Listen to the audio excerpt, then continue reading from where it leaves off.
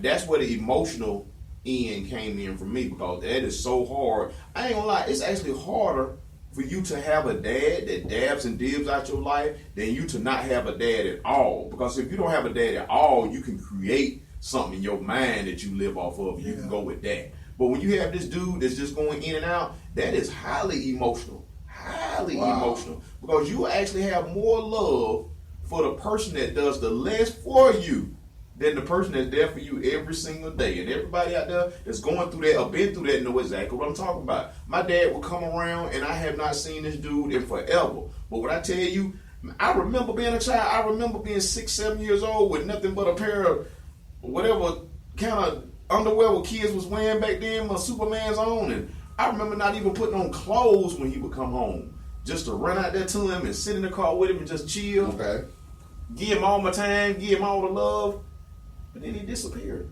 Wow. He disappeared again. So, Chris, you on the opposite end of that spectrum. So, and that's part of what we do here at the King Code. We're going to give you different perspectives on pretty much every topic that we talk about. So, when you talk about your dad dibbed and dabbed, my dad was there physically. Right. He provided.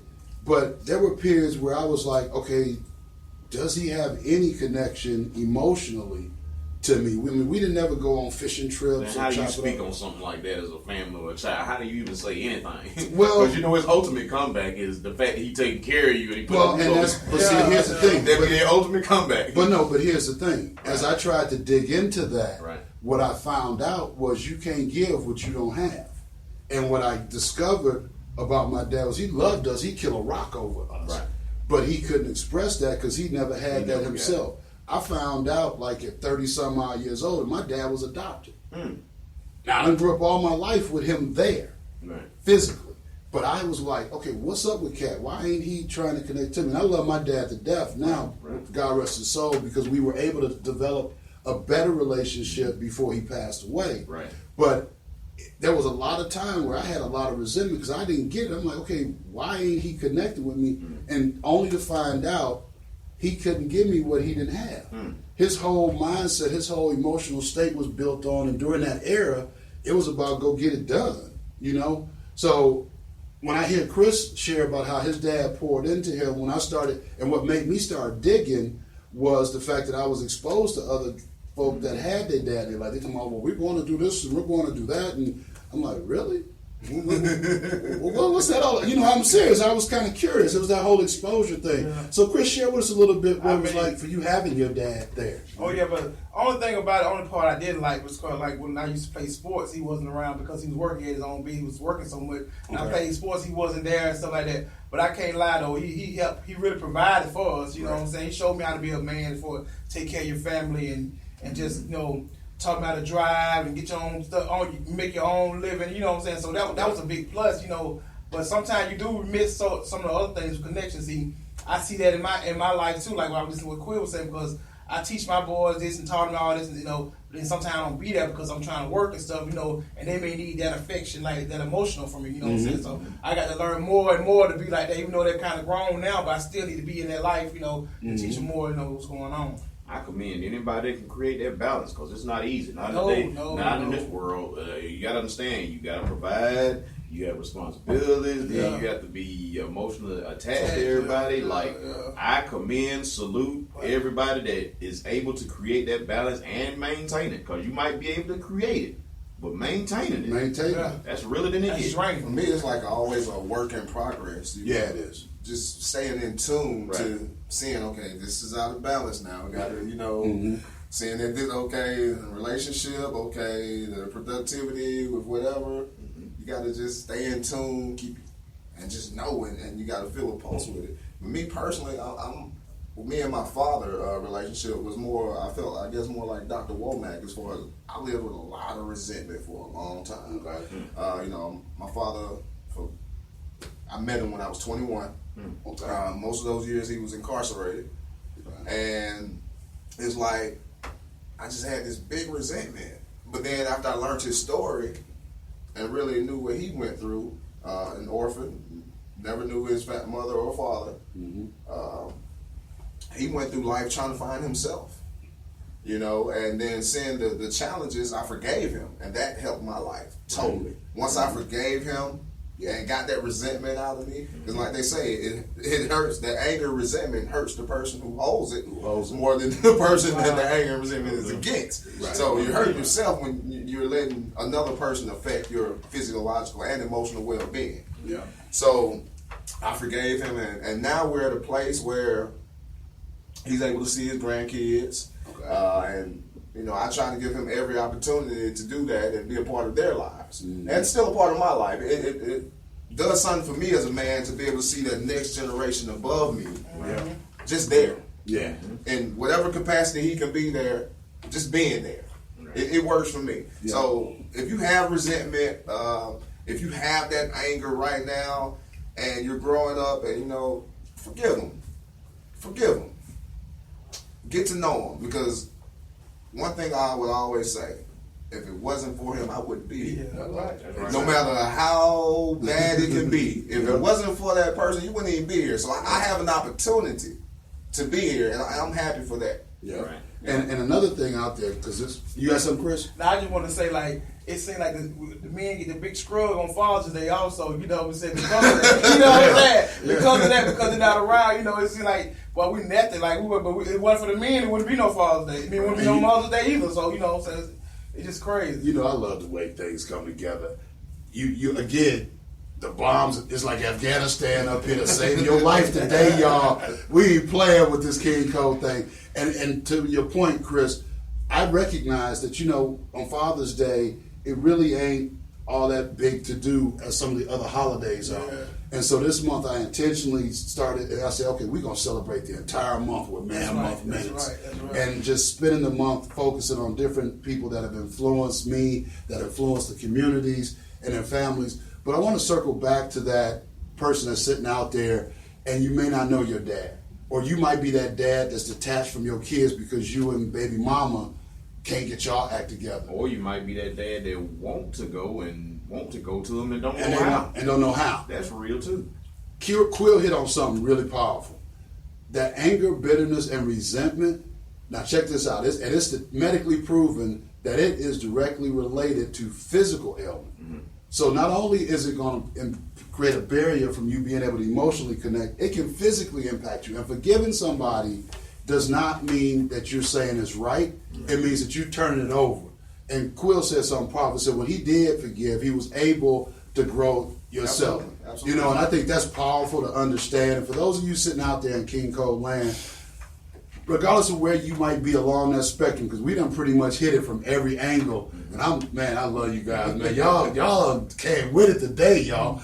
But you know, we got to really be mindful. And our brothers, let's step up. You know, even if you ain't seen your kid, if you've not been allowed to see your kid, if you battling with child support, don't let that child support prevent you from having a relationship with your kids. I seen that. And don't think just because you're spending money that's taking care of your child. Wow. I just really want to put that out there. Just because you're spending money does not mean that you are taking care of your child. Yeah. Because I put money to the side. I don't look at money like me taking care of my business. I look at it like we have to survive and have to live. So I don't never throw that in nobody's face, and I would never do that in a million years. Right. Throw that in my spouse's face. Yeah. The fact that I'm the provider. That's, to me, that's a step down from being a man. That's what we talking about today, male and man. That takes you back to being a male. What man? Because think about it. What real man speaks on the fact that he's taking care of his own child and paying the bills? That's what you're supposed to do. That's a given. Who more accolade what you're supposed to do? Hold on, you know what killed me? When a brother say, "Oh, I got to go babysit." You ain't babysitting. That's your responsibility.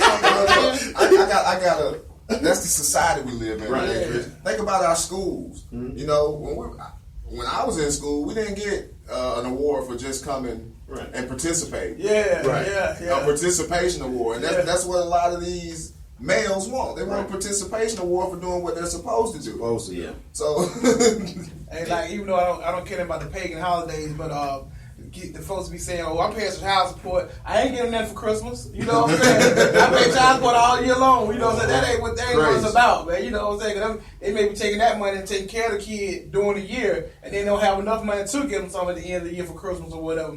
It's just the fact that You gotta understand that child support don't mean you taking care of your child. And speaking on that, I don't know anything about child support. Don't never plan on paying it because I'm gonna be there for mine. Oh yeah, never been on it. My thing is, it's like, with that being said, I see certain situations and incidents where something happens to the child, and it's your time to separate that male from that man, and for you to step in and put your ego to the side and stop being selfish, saying to the lady or to the child the fact that you paying child support.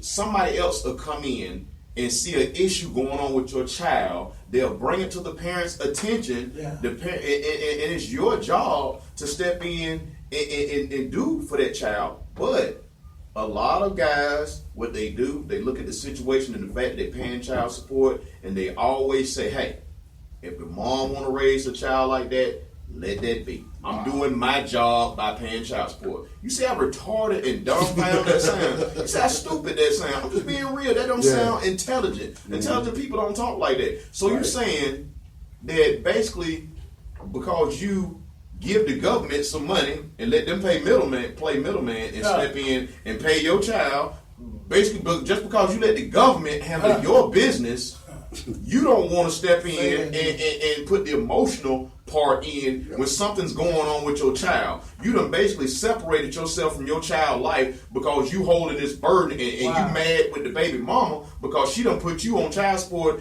and the government has to step in and make you handle your business. And when people come to you with real life issues about your child, you feel like, hey, I'm not the man. Let me step back and be the male in this situation. I don't want to be the man. Let me be the male because I'm the man when it's time to pay child support. But let me just be the male and step away from that. Y'all deal with that because I done paid my little money. Don't bother me with all that. Real life. And see, that's one of the main reasons. If you see me out and about, you're going to see my kids with me. Right. If it's a situation where they can't come, I'm bringing them. Right. Because I want to expose them to everything I can. You have to. I want them to see my good, my bad, my ugly. I want them to see They it love you all. for all that. They love you for all that. Yeah, and it took me a while to realize that it was about the time, not the dollars that was spent. It ain't. Because if you think about it, and there was a study that was done that actually asked kids, you know, would you more happy with a big gift or the fact that your parents actually spent some time with you, you know? And there was a major disparity between the two. It's all about the time.